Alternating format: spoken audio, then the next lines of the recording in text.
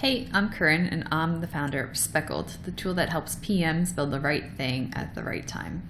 And today we're going to be talking about B2B versus B2C product management. Is there a difference? Now, when you're considering changing jobs, whether to go B2B versus B2C is actually going to have a bit of an impact on the way you work. Yes, a lot of the tasks are going to overlap and responsibilities are going to be similar. No matter which one you choose, you're going to have to deal with stakeholders, write value props, understand your customer's problem, and so on and so forth. However, there are definitely some different worldviews between the two that you should be aware of. And if you know the difference, picking the right one for your personality can definitely influence how happy you are at your next role. And the big difference comes down to, do you want to be high touch or low touch with your customer? Are you more of a growth hacker mindset, or are you more of a customer first kind of mindset? Now, I put together this handy little chart for y'all to show you the differences. And the first thing that is different between the two is definitely, how do you want to build new features?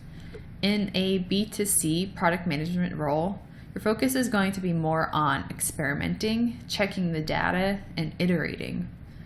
Meanwhile, if you're in a B2B role, you're going to be more focused on talking to a lot of customers, getting their feedback, and adding the best feedback to the roadmap. The next thing is, how do you prefer to get the word out about your product? You might not think that this matters to you because you're not on the sales team, you're not on the marketing team, but they're still going to have an impact on your job. As a product manager, you're probably going to get a bunch of feature requests from the sales team if you're on a B2B type of product, because they're going to be talking to the customers, the prospective customers who haven't decided that they want to use your product yet. There may be things that come up that your sales team hears about and passes on to you. On the other hand, if you're at a B2C company, maybe your marketing team is trying out new campaigns with different value props. They're letting you know which ones are resonating, which ones aren't, and based on that information, it may impact the direction you go with your product. So while you may not be a part of the sales or marketing team, which one is more of a focus at your organization is definitely going to still have an impact on you. The next step, what kind of customer do you want to deal with? Typically, B2C customers have a much lower willingness to pay. I mean, just look at the App Store. Getting someone to buy a $2 app can be quite the challenge.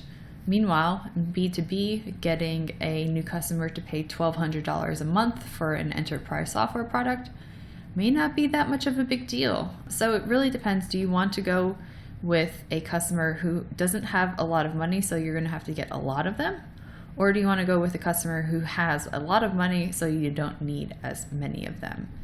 And that's actually going to influence our next piece of the puzzle, which is, how do you prefer to be there for the customer when they need you? Do you want to be customer success focused or customer support focused? If you are in B2B, it's more likely that you have a higher price point, so you're going to be able to give that one-on-one support to your customers. Meanwhile, if you're in B2C, it's unlikely that you're going to have the budget to do one-on-one hand-holding, so a little bit more of a reactive customer support approach is going to be what your company is likely to take. So neither of these is better. It's really just a matter of preference, and knowing the difference between the two types of roles is half the battle. So we talked about why it matters if you go B2B versus B2C, how to figure out which one is for you, and the differences between the two. If you like this content, be sure to subscribe to our blog at getspeckled.com/blog. Drop your email there, and every Sunday we send out the top 3 stories of the week for PMs at small software companies. And in the meantime, happy deliberating between B2B and B2C.